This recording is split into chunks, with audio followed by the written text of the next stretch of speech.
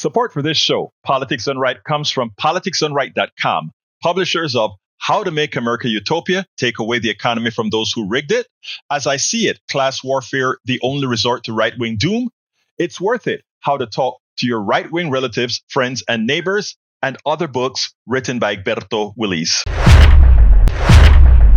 Welcome to another edition of Politics Done Right. I'm Egberto Willis, your host. Today I have a special guest. You all know what we've been speaking about a whole lot recently.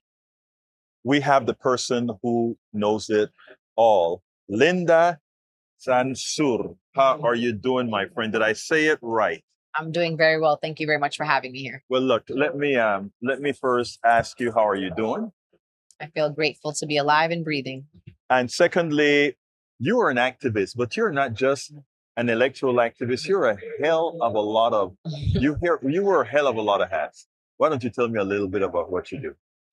I am a Palestinian American organizer and activist born and raised in New York City. I come out of immigrant rights organizing, criminal justice spaces. I was one of the co-chairs of the Women's March on Washington, which was the largest single-day protest in American history. I have been part of many kind of electoral campaigns, including founding the My Muslim Vote, which is a national flagship campaign organizing Muslim American voters across the country. So I have my hands on a lot of things. Importantly, so there are a lot of things happening. So I mean, if you don't have your hands on a lot of things right now, a lot of things get left behind.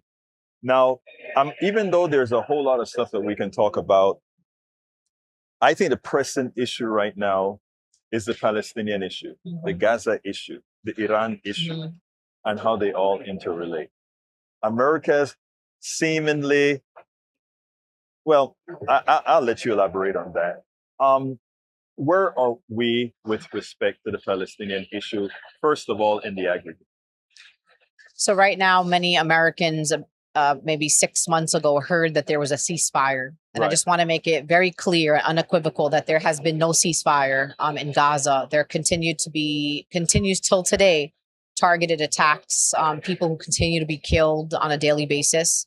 The genocide in Gaza has expanded now to include Lebanon. There has been close to 4,000 people who have been killed in Lebanon. As you know, the Israeli government, Benjamin Netanyahu, convinced Donald Trump to participate and to help underwrite a war on Iran. During the month of Ramadan, which is a very holy month for Muslims, we watched a school. We watched 150 Iranian little girls get blown up to smithereens.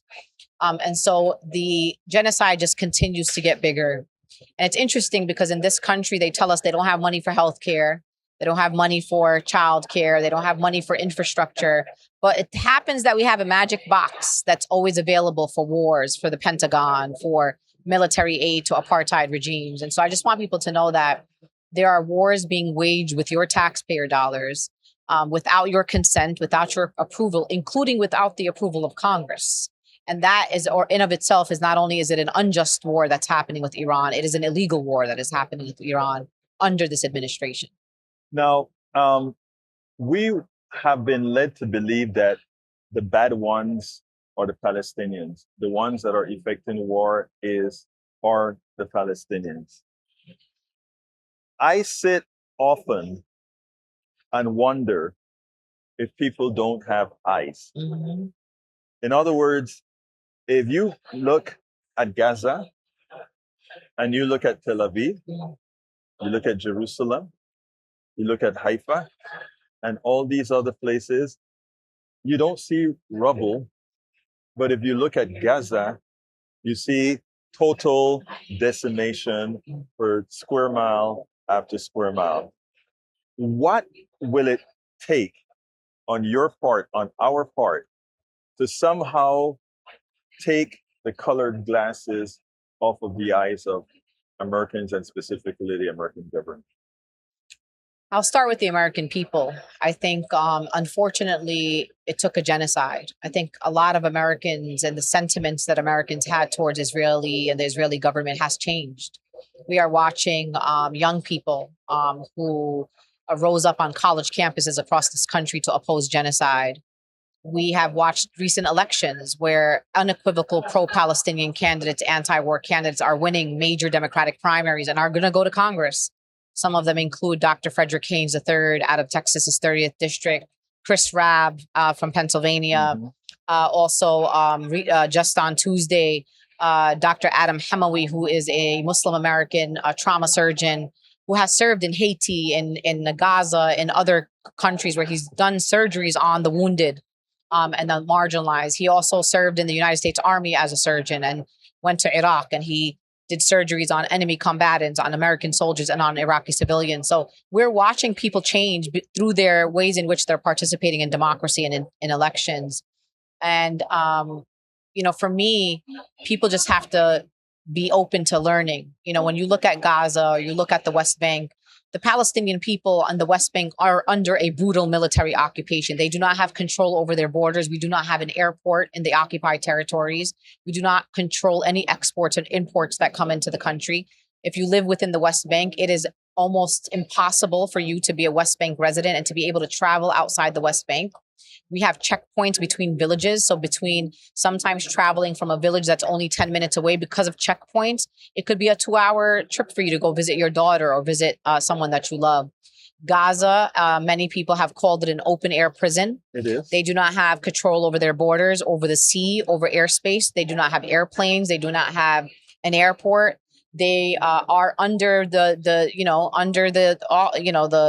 control of the Israeli government. The government of Israel controls the water supply.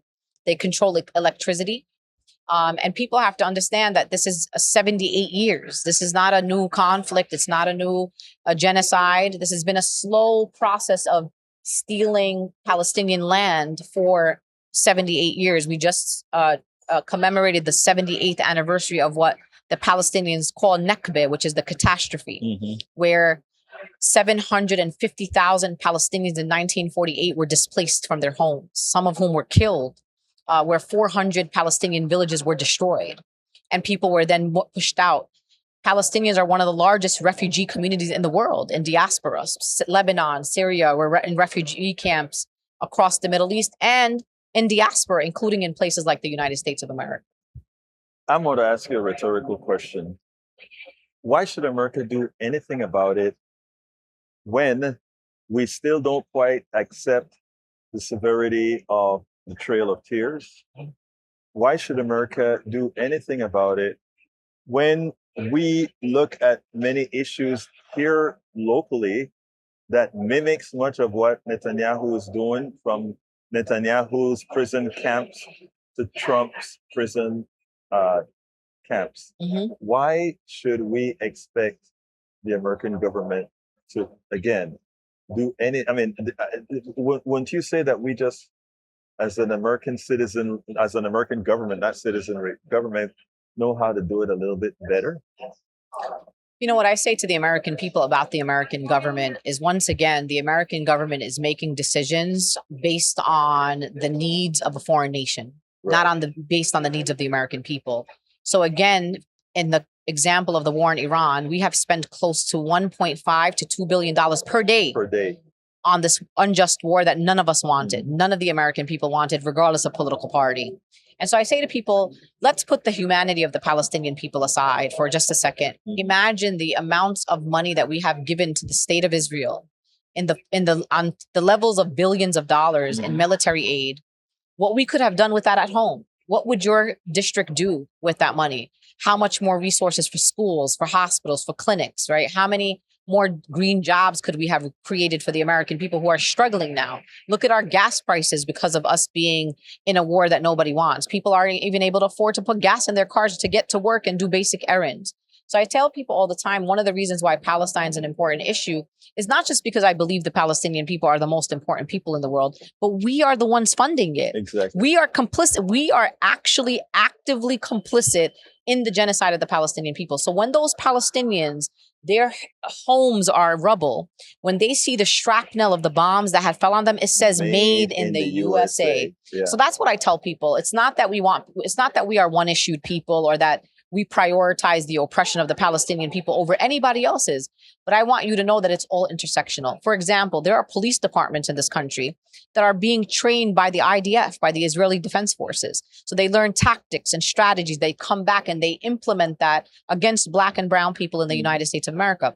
There are private prisons that are in this country that profit off of imprisoning Black and brown people, that are also profiting off of the imprisonment of Palestinians. So you have to understand, this is a corporate network. There are people that are literally profiting off the oppression of all of our people. It's all interconnected. Netanyahu, for the last 20 years, has been trying to convince every administration, from the Bushes to the Obamas to every administration he has tried, and there's videos of him trying to get the United States into a war with Iran. And guess what? He found one guy, this one, who basically joined in and went to a war with Iran that he doesn't even know why he's in. And the thing about it is, I think you said it so right, and that is, somehow we can find the money for one thing, but we can't find for the other. It's shameful.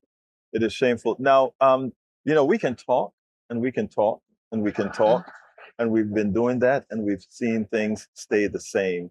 However, I think there's a new dynamic here, and you named it, or you alluded to it earlier on, and that had to do with young people. But in addition to young people, I think the new dynamic is a lot of young Jewish people.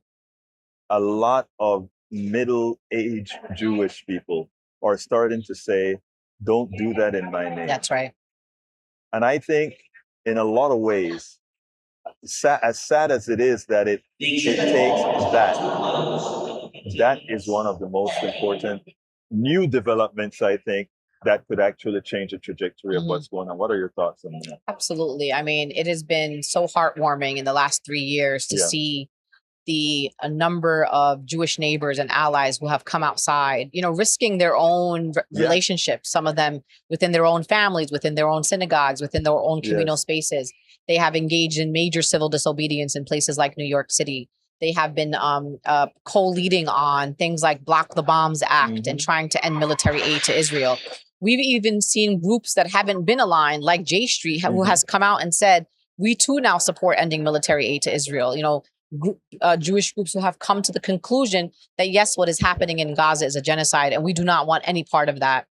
Young Jews are some of the bravest people in this country. And I have seen them, and I've worked with them, and in relationship to many organizations, Jewish Voice for Peace, If Not Now, Jews for Racial and Economic Justice.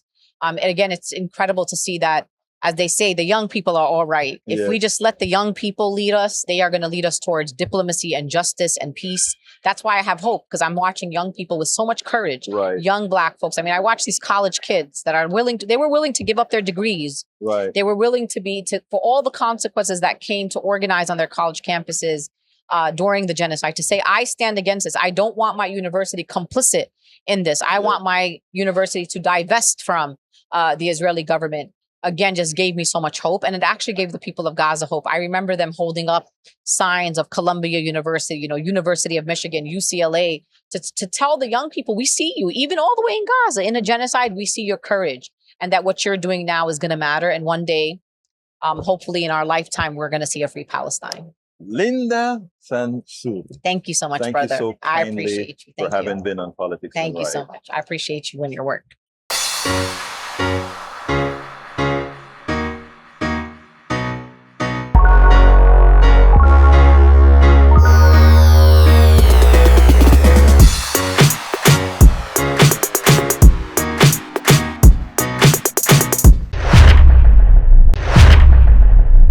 Welcome to another edition of Politics and Right. I'm Egberto Willis, your host. Today, I'm with Shay Leonia. Did I get that right? Yes, you did. Yes. And Leonia, you are with the American Humanist Association. American Humanist Association. First of all, let me just make a confession. Yes. I am a humanist. That is wonderful. Now, what is the American Humanist Association? I mean, here it is. I am a humanist, and I don't know about the American Humanist Association. Which is a crime, so we have to do better. We exist to spread awareness about humanism. We suspect that there are probably about 45 million humanists in the country that don't even know that they're humanists. Right. But the work that we're doing right now is also heavily to do with our legal and policy department that is currently playing whack-a-mole with this administration to make sure that we maintain the separation of church and state. Now, are you guys able to get a 501c3 to make sure that you're? Oh yes, we are. We've been in existence for almost 80 years. Oh, okay. Yeah. So tell me, what do you do first of all? I'm the communications manager. Yes. So I host our podcast. We have a podcast called How to Humanist. It just launched in February, so it's still a baby, but it's going very, very well, having a lot of fun there. I also run our creator program where we get a chance to partner with influencers to help spread awareness about certain calls to action that we have that are very timely, and then also just to help people know that we exist. What makes a humanist a humanist?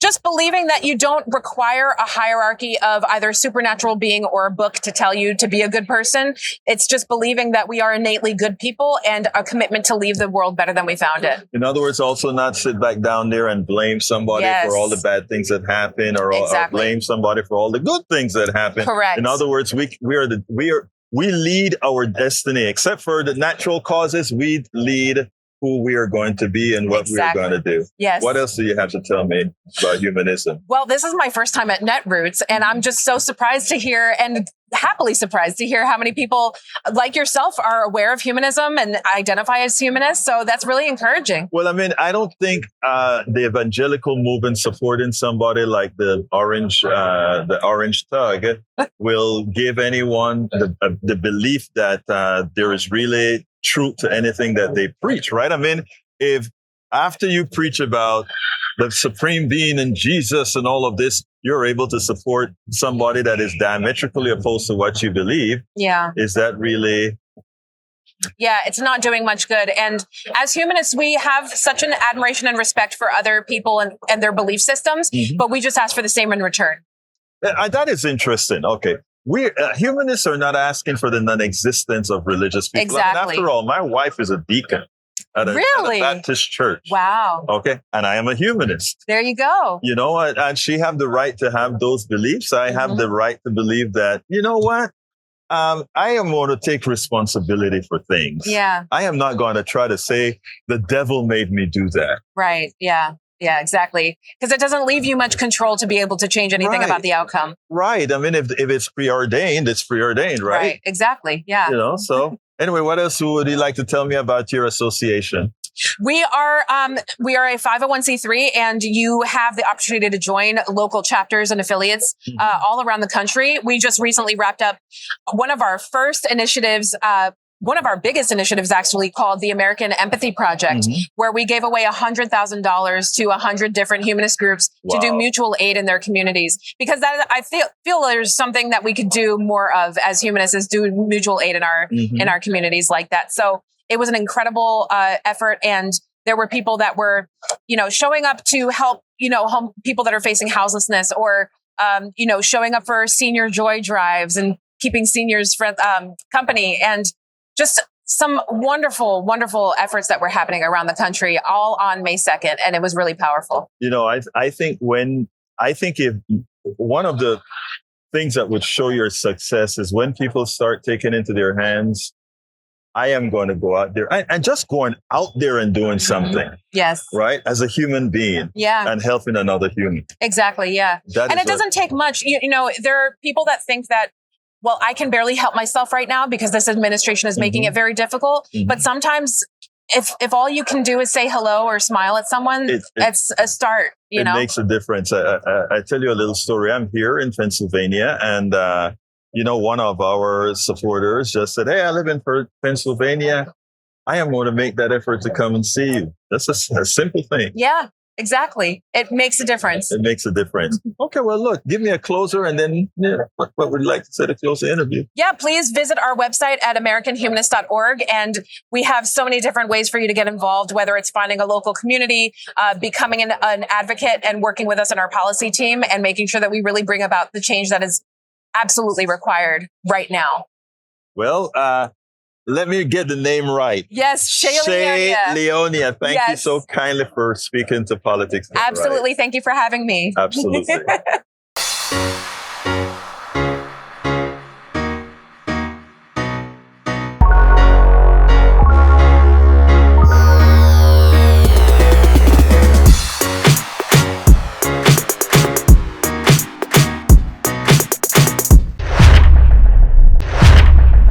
Welcome to another edition of Politics Done Right. I'm Egberto Willis, your host. Today I'm with Tia Freeman. Welcome to Politics and Right, Tia. Hi, thanks for having me. Good. Look, let me tell you, I understand you are the comms director of an organization. Why don't you tell us a little bit about that? Yeah, so I work for an organization called Yellowhammer Fund. We are based in Alabama, but we service the Deep South. So that's Mississippi and the Florida Panhandle. We're a reproductive justice organization, abortion fund, and an intermediary for other organizations in the state. Now, Alabama and a lot of these states like Texas, and I know you probably don't cover Texas, but a lot of these other states, they have put in some very restrictive immigration laws. And what is interesting, Tia, is that while they have these laws and there are people that are affluent, people with means, they can always take a trip to Mexico or take a trip to New York and do whatever they need to do. But people that don't have the means, you're stuck in the same condition. Is that some of the things you're working on? Yeah, so that's a lot of what we're seeing is that with these really regressive abortion bans, after the fall of or the reversal of Roe v. Wade, Alabama had a trigger law on the books, so it was immediately gone in the state as well as Mississippi. So the work that we do is to help people get out of the state to get legal access to care. That often looks like sending Alabamians and Mississippians to Illinois, to Chicago, DC, Virginia. A lot of people don't know, but Georgia does have a heartbeat ban. A lot of people think of it as like a 6-week ban. Right. So if we catch it early enough, sometimes we can still send them down the street to Georgia. Right. But most of the time, it's travel. So it's paying for flights, procedures, hotel stays. We also allow them to bring a support person because that can be kind of an emotionally heavy experience for some people. So we want to make sure that they feel cared for, not just from their financial needs, but also from their emotional standpoint. Right. And then we work very closely with the clinics across the network to make sure that people have access to care that is dignified and safe and responsive to their cultural needs. Now, when you do that, do you ever run the risk of the local government accusing you of breaking their laws? Yes. So after Roe, we were sending people out of state, which was legal and constitutionally protected. Right. And our attorney general threatened to criminalize us by name and said that the attorney general in what state? In Alabama, Steve Marshall, threatened to criminalize us for helping people get out of state care. So we sued them, and last March, after nearly 2 years, we won our lawsuit against the state AG and was able to resume funding. But that meant that for those nearly 2 years, we had to pause abortion funding from the state, which impacted a lot of people because that means that they were forced to expand families without the resources necessary to sufficiently provide for them. And don't they have to prove that you're giving them assistance when you give them money? Yes, and it's completely legal for someone to go to a legal state and have a procedure done. In the same way, it would be legal to go gambling in a state if your state doesn't have gambling, right? Something that seemed like it shouldn't even be questioned, right? Yeah. Unless you have that, unless you have a interstate law that says, you can't do something that's legal in another state. How can they stop what you all are doing in Alabama? Yeah. And sometimes it's not about if they know that a law can pass or not. Because sometimes they know it won't pass. Right. But what they're doing is they're creating as many barriers and as many obstacles as possible, forcing people to continue their pregnancies. Right. And so for nearly 2 years, we were shut down for abortion funding, which is what they wanted, right? So we won the lawsuit, which is great. We have resumed funding. We have funded every single abortion out of Alabama and Mississippi since March 31st of 2025. But it's about creating obstacles, which was the same that we saw happening under the attacks of Roe before it fell, right? So things like waiting periods, things like having to have parental consent, any gestational bans that were happening. They just wanted as much confusion and as many barriers as possible so people think, it's not worth it or I can't afford it in some capacity. Well, where do we go from here now? Are you guys working on other things other than just funding? Are you all as well lobbyists in these states to get those draconian laws overturned? Yeah, so we partner with the Repro Coalition out of Alabama to work to make sure that we can start that fight to get abortion back in the state. Because while we are funding abortion as travel assistance, that's not a perfect scenario. Right. A lot of people, for whatever reason, can't travel, whether they are taking care of other family members with disabilities or the elderly. Child rearing, their jobs might not let them off for an extended amount of time. So it's kind of like a stopgap where we're doing what we can in this moment, but also actively working to bring abortion back to the state. And we're doing that through a lot of like culture change. So like getting people to understand what abortion is, why people might choose this as an option, as well as like addressing family support needs so that like people don't feel like they're forced into abortion, so that they feel like this is more of a conscientious choice that people are making that's best for themselves and their families. So yeah. Do you have any sister organization in places like Texas? I noticed you told me you covered the Panhandle of Florida, Mississippi, and Alabama. Yeah. So we work with a lot of organizations. Some of the organizations I can think of in Texas, we used to work a lot with the AFIA Center. We worked with, there's T-Fund out of Texas. There's Buckle Bunnies out of Texas. I love the work that they do. But really, it's a lot of networks of grassroots, independent clinics that are working throughout the South that are really pushing the work a lot further, whether that's from travel assistance, educating people on things like self-managed abortions, making sure that their legislators know the realities of what their constituents are dealing with. So yeah, we work with Texas. We don't service them necessarily, but we have connections so that if people call us or call our hotline to get care, we can connect them with the local organization there. Now, what did I not ask you on this subject that I should have? I think a lot of people want to know like how they can get involved or like what they can do a part of the struggle. And one of the things that really supported us is while we were down from our abortion funding, that we didn't have donors abandon us because we needed that funds to be able to, do the lawsuit so that we can get back to having abortion funding. And I think also that allowed us to expand our programming beyond just being an abortion fund, really into the realm of a reproductive justice organization. So I think sometimes people think, oh, like I don't want to run the risk of like criminalization, which is totally fair. We all have to do assessments on our own, danger levels, and think that there are other ways we can get involved. Maybe that looks like sharing posts on social media. Maybe that looks like taking an educational class so you can learn more about what's going on in your environment. Getting involved in local elections and not just federal elections. It looks like supporting people who have gone through the journey. So if you know someone who traveled for an abortion, maybe you house sit and watch their plants for them, or you cook them a meal when they come back. So that's not something that they have to think about. Pick up their kids, with consent, and they feel comfortable with that so that they can rest and prioritize, like getting back into the swing of things in a much more like slow and intentional manner. Tia Freeman, thank you so much for educating us on all Thank you. In this area. Yeah, thank you. It was such a nice, thanks for having me. Absolutely.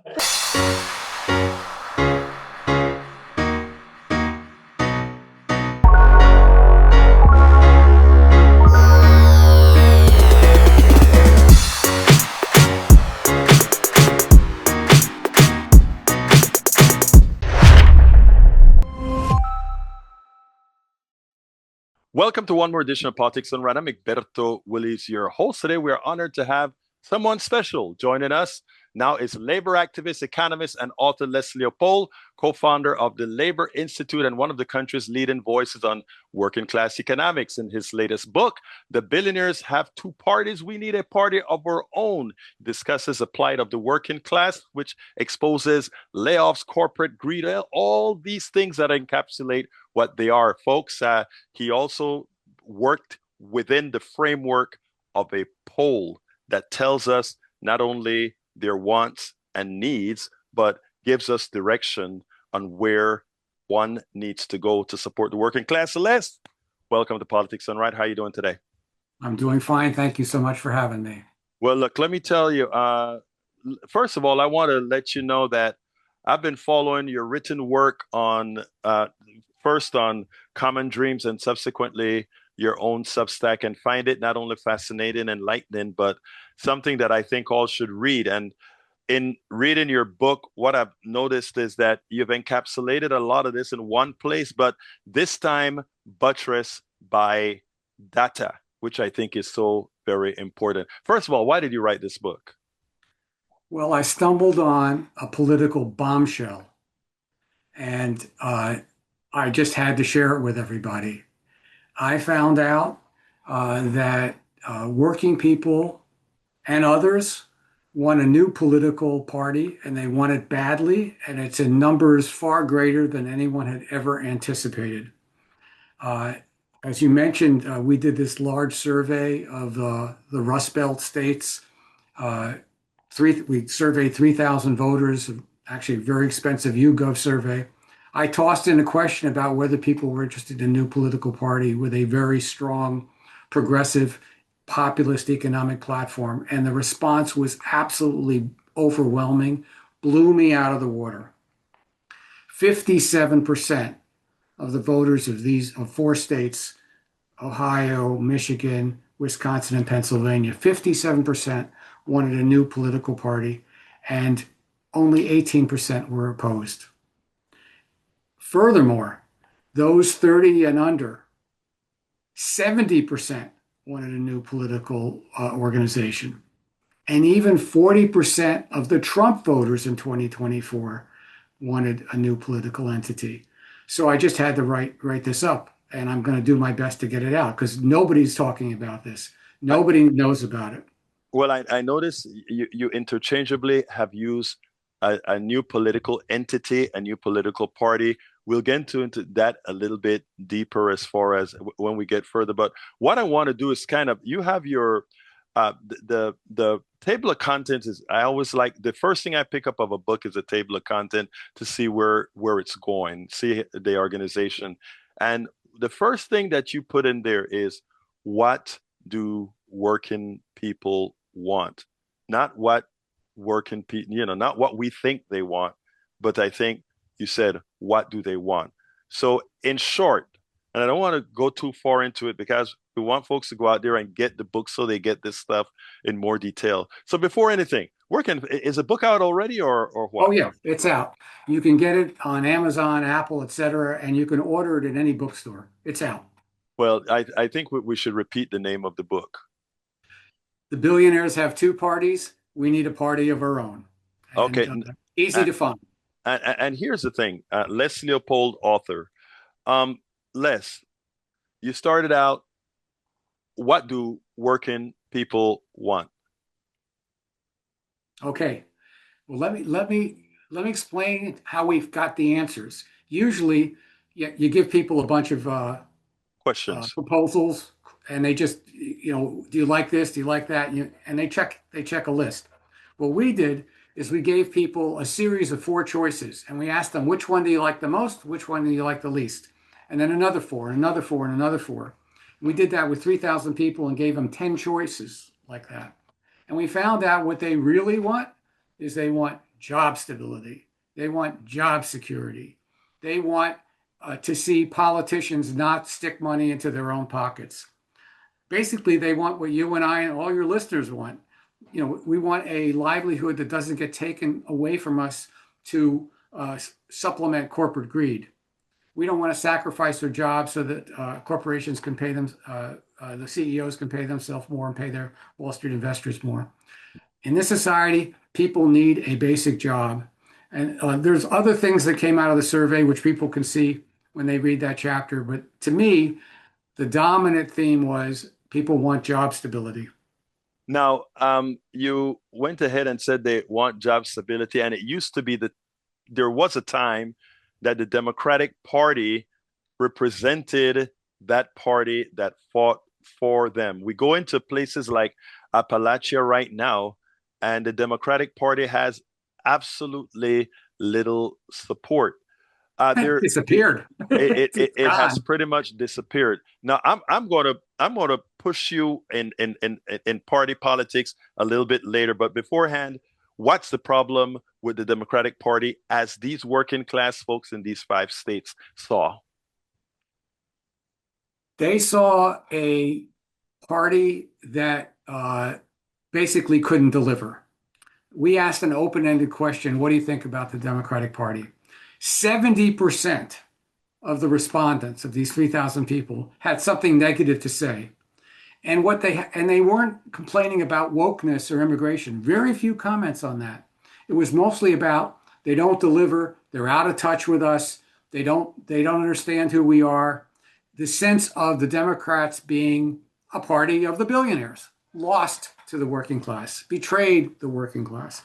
And we've seen that not just from surveys, I've seen that in workshops where people who've been laid off several times, like steelworkers, are just terribly disappointed that the Democrats have let them down.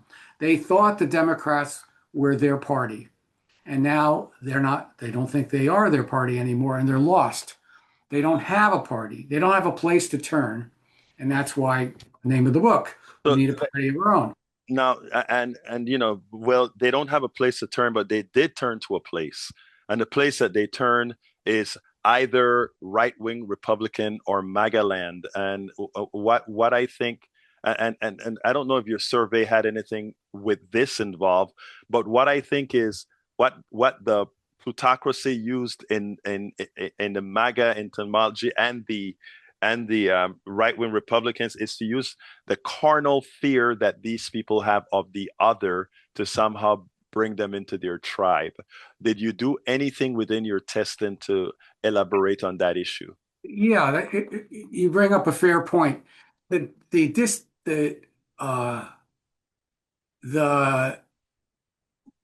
moving away from the Democratic Party, especially amongst white working class voters, started well before Trump. It's been going on ever since the 1980s. And I don't think the primary driver was fear of the other. We did some other analysis of these voter surveys, these very large ones that have been done after every election. And in fact, the white working class has become more liberal on key issues. For example, should gay couples be able to adopt children? In the last 20 years, that's gone from 33% of the white working class supported it to 70% now support it. Should immigrants who've been here for at least 3 years, paid their taxes, haven't committed a felony crime, should they have a path to citizenship? That's also gone up from 33% to 62%. We did that again in this survey, in this last survey, last April, and it's 63%. So there hasn't been a increased fear of the other. In fact, there's been a more liberalization on guns, on gays, et cetera, et cetera. But the job loss during this period has been phenomenal. And yes, there's been a movement towards MAGA, but mostly there's been a movement just away from politics, disgust. Yeah, I think you may have misunderstood something that I said. I wasn't trying to say that the other got them to leave the party. I thought what I meant to say is that how can the working class become MAGA? How can the working class become or go adjacent to a party who really, with their policies, show that they despise them? There had to be some external factor that allows them to hook onto that party, as opposed to say, I'm leaving the Democrats, but I'm not going to the Republicans. They've left the Democrats. And they've, if you watch my chat today and other places, they've actually adapted to the people who are harming them the most. I showed them videos today of what's happening to farmland, what's happening to this other stuff. There's something that when you say a party of our own, I can understand why a party of our own, separate from Republicans and Democrats, are necessary. But why is it that they have chosen to cling otherwise? The word that you use, they, is a very large number of people. True. Okay. So some of them, yes, are your Neanderthal racists that you're talking about and have gravitated to MAGA because they just are afraid of the other. But there's a much larger group, way larger group of working class people who have no home at all. Those who then voted for Trump didn't do it out of enthusiasm. Many of them did it because they just wanted to tear the system down. They had no, it was a protest vote. Yes. But the vote was, but even before that, it was there. Let's take a look at West Virginia, this one county that I zeroed in on, Mingo County. Why did I look at this county? It's the county that lost the most coal jobs between 1996, Bill Clinton's second term, and 2020. It's a county of only 30,000 people. Now it's 25,000 people. It had 3,300 coal jobs in 1996. It now has 300. It lost the most coal jobs of any county in the whole country. That's why I looked at it. What happened to the Democratic Party vote? Bill Clinton got 70, by the way, it's 95% white.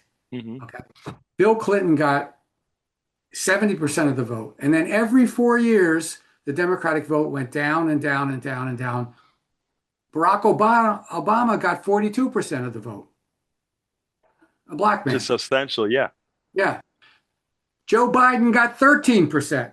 Barack Obama got Joe Biden got yes, got 13%. Kamala Harris got 12%. In West Virginia today, there are 130 or something state seats. 16 of them are held by Democrats. 46 seats, there's no contest at all. The Democratic Party is dead. What happened?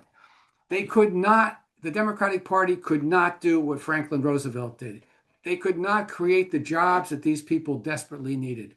You know what became the #1 industry of Mingo County? When I found this out, I almost fell off my chair. Opioid prescription mills. 2 drugstores competed with each other, and they put out these little drugstores in this tiny county in West Virginia, put out as many opioid prescriptions as the largest drugstores in New York and Boston, et cetera. They got doctors, hours away to just sign prescriptions willy-nilly. 1 per minute. They were putting out 1 per minute, and cars were lined up from a 5-state area. That became the industry for West Virginia. So you can imagine people there being a little upset with the political system. Well, you gave another story, and I think this is actually important with a liberal arts college. Why don't you tell us about that? Because it shows you sometimes that being it's about layoffs. It shows you that if you're gonna talk the talk, you walk the walk, or else they walk away from you. Well said. I should have put that in the book. Here's what happened. I'll patent that for you, not copyrighted. I'm gonna patent that for you. Yes. So what happened was my alma mater college is Oberlin College in Ohio, and in 2020 during COVID, they laid off or they replaced 114 unionized workers with lower wage subcontractors, and a bunch of us tried to do something about it, and we failed. We did raise a lot of money to help these workers when they left, 114 of them. So we had some student interns from Oberlin College who interviewed these workers, and what they found was really remarkable. The workers, first of all, many of them had been there longer than any of the administrators. This was their livelihoods. In Northeastern Ohio, industrial jobs are pretty much gone. So this was the best employer you could find in the area. So people really wanted these jobs and wanted to hold on to them. They saw the administration, Oberlin College, as a liberal place. It was the liberal establishment. They felt betrayed by the establishment. They felt that the college didn't live up to its liberal values, that they betrayed them, that they trashed them. And they were very upset. They were very angry. But it's the truth. Well, it's the truth. And then I had this flash, which fed into this new book, Why We Need a Party of Our Own, which was, hey, substitute liberal establishment, put in Democratic Party. And I realized we had done some surveys and some workshops I'd done with the steel workers, and they said the same thing. They felt that the Democratic Party had betrayed them, that they hadn't lived up to their values. And then we did this survey that led to the book that said that's what most people thought, that the Democratic Party, the liberal establishment, was betraying its values, were out of touch with working people, and really didn't care about protecting their jobs. And that's true. Bill Clinton said the era of big government is over. And since that point, no Democrat has actually said we're going to create jobs for working people. Jimmy Carter, who was no raving radical, in 1978 created 780,000 public sector jobs to deal with the recession that was going on and to the fiscal crises that were going on in cities. 780,000 jobs. How many did we create in Appalachia? None. Zero. Instead, we moved to public-private partnerships. We give money to corporations. Do the corporations actually create the jobs? Well, no. If they want to, they do. If they don't, they don't. For example, this one still bothers me, and it's in the book. I don't want to say too much about the book because I want people to get it and read it, but here's one little snippet. Joe Biden the Biden administration understood that Mingo County was hurting, and they said they were going to give loans to this fertilizer company that was going to build a new factory nearby. It was going to create 2,000 construction jobs right off the bat. So they had all these loans and guaranteed funds that they were going to give the company. This was 3 years ago. Guess what? The company decided, well, you know what? We don't really want to build a facility. And they haven't broken ground. None of those jobs have been created. Zero. So why not just rebuild the roads, rebuild the schools, rebuild the infrastructure, set up high-speed internet? All these things are needed. Set up a campus from the state college that would retrain people and give them new skills. None of that was done because that era of big government is over. So this book is a refutation of that kind of thinking. It's all about how we need a people-centered economy, not a corporate-centered economy. And, that's what people want. You write a whole lot about that in the articles that you write on your Substack and on Common Dreams. Now, you completely blew the direction that I was taking this interview. And the reason why is I was going to go from chapter to chapter, but I think you did it a better way. Because you jumped around in chapters as you gave these answers, which is great. But because I think it gives a fuller picture. Now, the Democrats, there are two parties right now, but I would argue that there are really three parties right now, three major parties. That is progressive Democrats that really hold no power. They cannot get themselves the leadership in the party.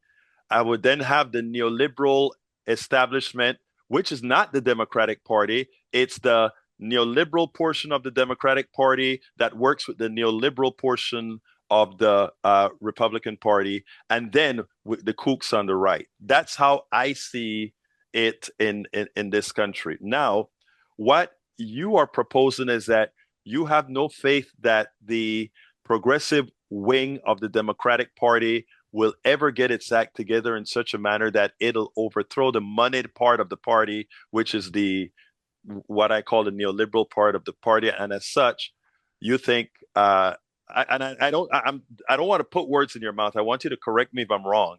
You think that you either need a complete destruction of the liberal wing or a new party altogether. Where do you fall? Okay. Let's look at the country as a whole. We're a very big country.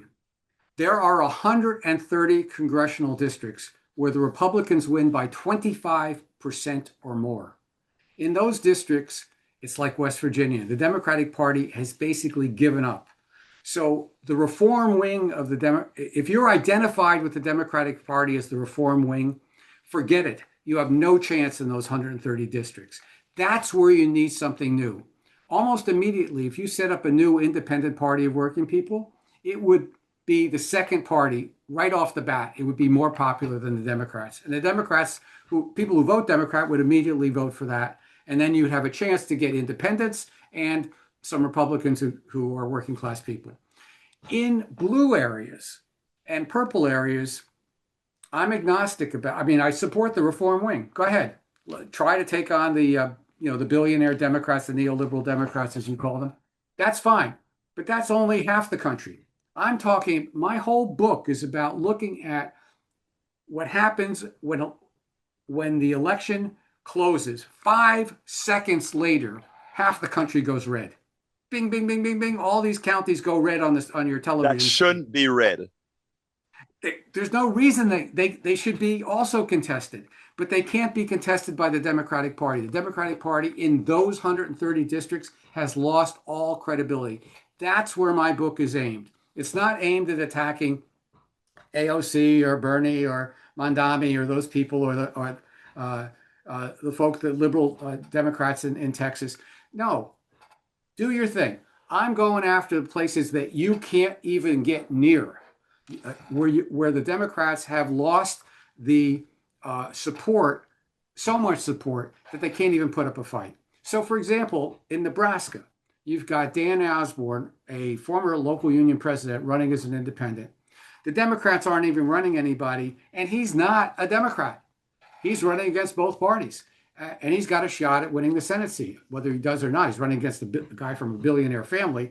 It's going to be tough, very tough. It's sort of a neck and neck race now, but he's doing way better than he did. Way better than Kamala Harris. Did 15 points better than her in the last election, and way better than the Democrats have ever done there. So that's the area where we need to work on. And you know the good thing about it, we can do what you do so well. In those areas, you get to talk to people that don't immediately agree with you right away. Right? They go, oh, you know, you're too liberal, et cetera, et cetera, et cetera. But when you start having these conversations, good things happen, because the way to build a political future for ourselves is to start talking to people that don't agree with us, but that share a basic sense of decency about what our economy should be. And very quickly, we have found, my whole institute doesn't talk to the converted. We work with trade union members who come from all over the place. And in our workshops, towards the end, we get them to draw pictures of what they think an economy would look like without runaway inequality. And they do some amazing things. Don't tell us the results, because I think, I think people need to get this out of your book. I mean, I think so importantly, first of all, I can't say, but tell us about your book, how to be able to hold on to that, etc. Well, I think if ideally, if you can do it, buy it on Amazon and write a review, because it turns out the way we can get the word out is Amazon is the best vehicle. But you can also get it anywhere else at your local bookstore. They'll have to order it for you, but you can get it.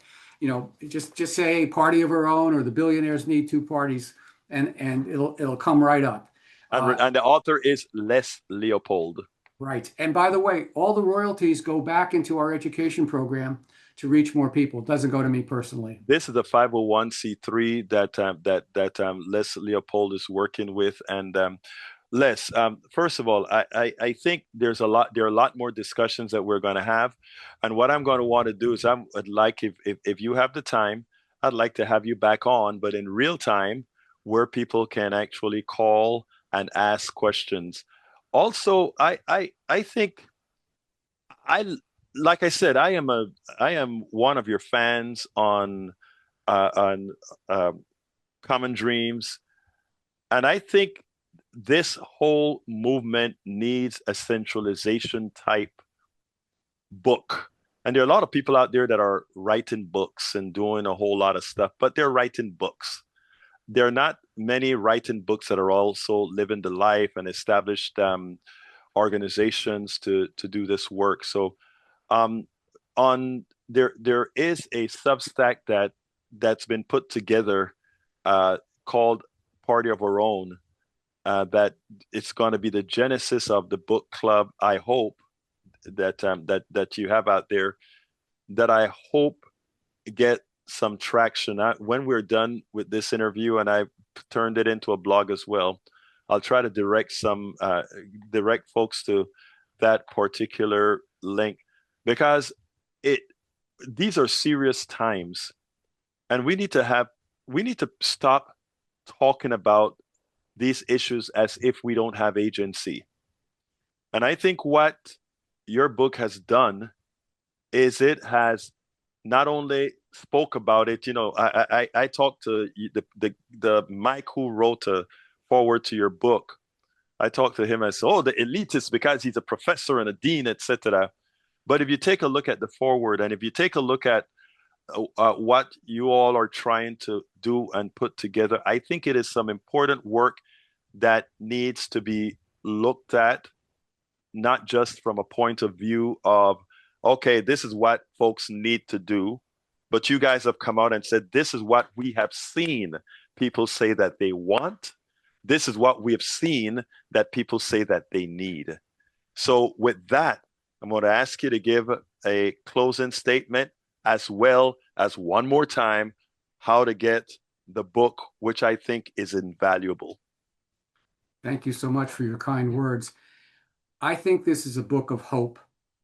These are very, very trying times, but there is a path out of the mess that we're in. We can get away from the billionaires controlling our political life.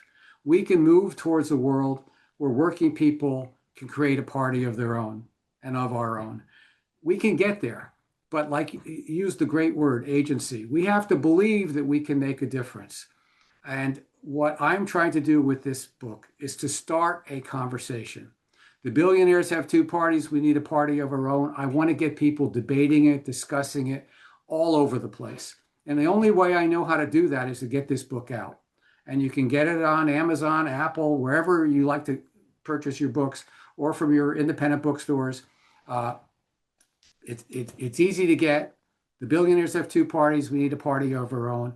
And it's a political bombshell, and it's a party of hope, a book of hope that says there's a way out of this mess that we're in.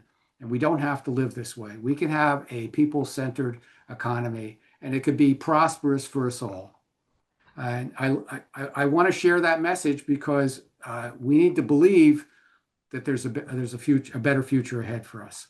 And look, there is, again, like I said, there is a Substack newsletter called A Party of Our Own that will centralize on a book club for this. So I hope, and Les will be there to answer. That's what he'll be there to talk to you directly if you have some questions along with other experts. We intend to have our good friend of the station and all our stations, Tom Hartman. I haven't spoken to him yet, but we want to hear his views and the views of many others that are good friends of KPFT, Pacifica, Politics Done Right, and the others. So stay focused, folks, and we're going to get this done. Les Leopold, founder of the Labor Institute and the author of We Need a Party of Our Own. I'm not going to give the long name. You guys can go look that up. Thank you so kindly for having been on Politics Done Right. Thank you so much. Support for this show, Politics Done Right, comes from politicsdoneright.com, publishers of How to Make America Utopia, Take Away the Economy from Those Who Rigged It, As I See It, Class Warfare, The Only Resort to Right-Wing Doom, It's Worth It, How to Talk to Your Right-Wing Relatives, Friends, and Neighbors, and other books written by Egberto Willis.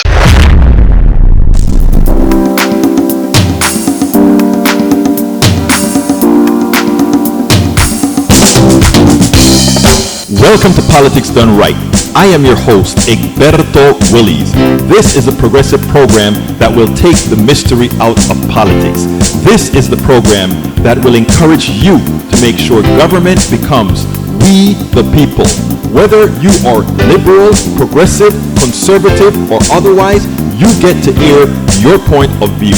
We are an independent media outlet that, unlike mainstream media beholden to corporations, we only owe allegiance to you. Remember, you can also send me a tweet at EGBERTOWILLIES.